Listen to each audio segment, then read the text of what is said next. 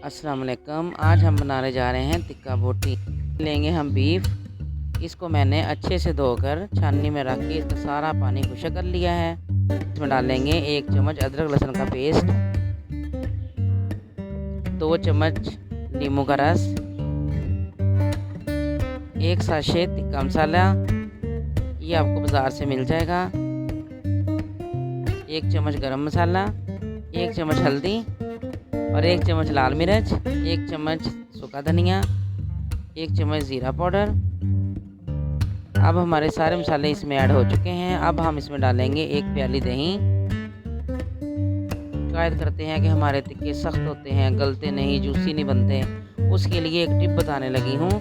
ये आसानी से हकीमों की दुकान से, करियाने की दुकान से आपको मिल जाएगा। इसमें डालेंगे 1/4 हिस्सा कचरी पाउडर। इसमें कलर के लिए डालेंगे हम 1/4 हिस्सा जर्दा रंग।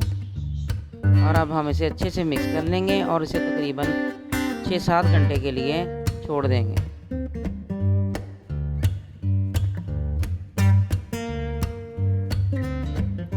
अब हम एक अंगीठी लेंगे, उसमें अब कोयले डालेंगे। अब हम इसमें टिक्के बनाना तैयार करते हैं। सीखे लेंगे, उसमें इस तरह बोटियां परो लेंगे, हस्बे ज़रूरत जितनी इसमें आ सकती हैं।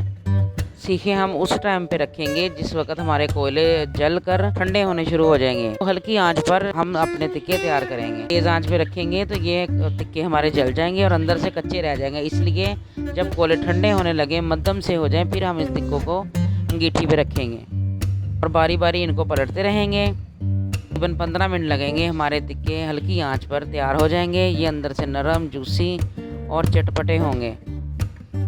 ये मेरी रेसिपी आप ज़रूर ट्राई करें। ये बहुत जूसी, नरम और मज़े के बनेंगे।